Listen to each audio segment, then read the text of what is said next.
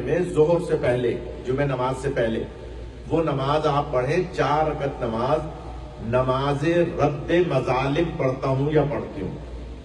کیا نام ہے؟ رد مظالم. رد مظالم. کیا مطلب رد مظالم کا؟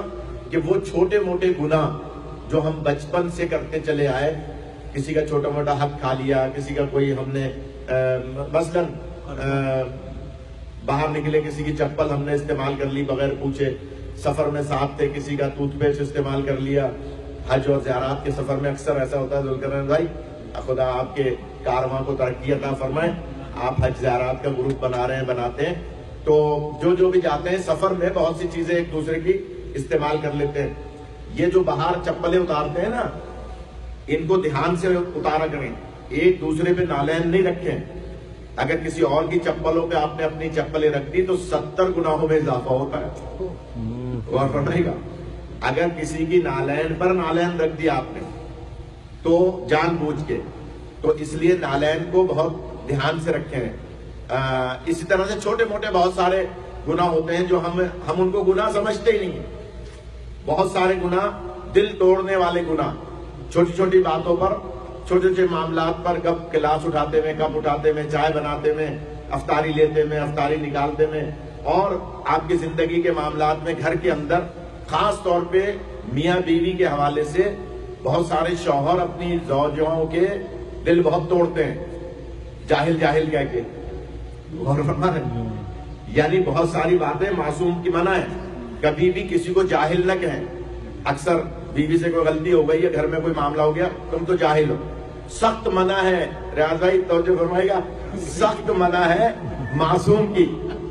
اس لیے کہ میری طرف منہ نہیں ہے نا، اس لیے میری طرف توجہ فرمائے. سخت منع ہے معصوم کی کہ آپ کسی کو بھی، زوجہ ہی نہیں، کسی کو بھی جاہل نہ کہیں. کسی سے مراد محب اہل بیت. کیوں کہ جاہل ہوتا ہی وہ ہے جسے معرفت امام نہ ہو. سبحان اللہ. یعنی جاہل کی علامتی عدم معرفت امام ہے. اگر تھوڑی بہت بھی امام کی معرفت ہے، جتنی بھی ہے، لیکن اس کو جاہل نہ کہیں. تو میں عرض کر رہا تھا، نماز پڑھیں 4 رکعت نماز، 4 رکعت کے ساتھ، 2 رکعت کر کے نہیں، ظہر اثر کی طرح یا عشاء کی طرح. 4 رکعت نماز رد مظالم پڑھتا ہوں یا پڑھتی ہوں. یعنی وہ مظالم جو ہم بچپن میں یا چاہتے ہوئے یا نہ چاہتے ہوئے، جن کا ہمیں پتہ نہیں ہے، جو ہم بھول گئے، ہمارے بزرگوں سے ہم نے کوئی بدتمیزی کر لی، کوئی ایسا مسئلہ قطع رحمی کر لی، تو یہ رمضان میں ہی ہوتی ہے، یہ نماز اس کے علاوہ نہیں ہوتی. اس لیے اس رمضان کو اللہ کی بہت بڑی نعمت سمجھے. تو 4 رکعت نماز میں پہلی رکعت میں سورہ الحمد کے بعد 25 مرتبہ سورہ اخلاص، قل هو اللہ احد، اور پھر 50 مرتبہ دوسری رکعت میں الحمد کے بعد، تیسری رکعت میں بھی الحمد، اور 75 مرتبہ سورہ اخلاص، چوتھی رکعت میں بھی سورہ الحمد، اور 100 مرتبہ سورہ اخلاص. یہ 4 رکعتی نماز عشاء کی طرح یا آپ ظہر اثر کی طرح پڑھیں. اور جمعے کی نماز کے بعد بھی پڑھ سکتے ہیں؟ نہیں، جمعے سے پہلے پہلے تو مراد ہے کہ فجر کے بعد پڑھ لیں. فجر کے بعد، دن نکلنے کے بعد، دن نکلنے کے بعد، اور ظہر کی یعنی جمعے کی نماز سے پہلے. ہاں، یہ ایک 4 رکعتی نماز ہے جو صرف رمضان میں کسی بھی جمعے کو پڑھی جاتی ہے.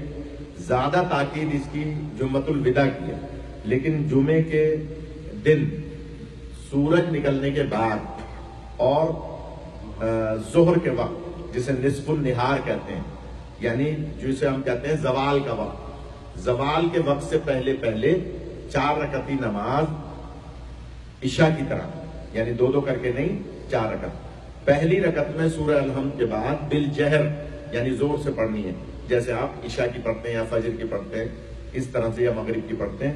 بالجہر سورہ الحمد کے بعد 25 مرتبہ پہلی رکعت میں سورہ اخلاص، یعنی جسے سورہ توحید بھی کہتے ہیں. دوسری رکعت میں سورہ الحمد کے بعد 50 مرتبہ سورہ اخلاص. تیسری رکعت میں سورہ الحمد کے بعد 75 مرتبہ سورہ اخلاص.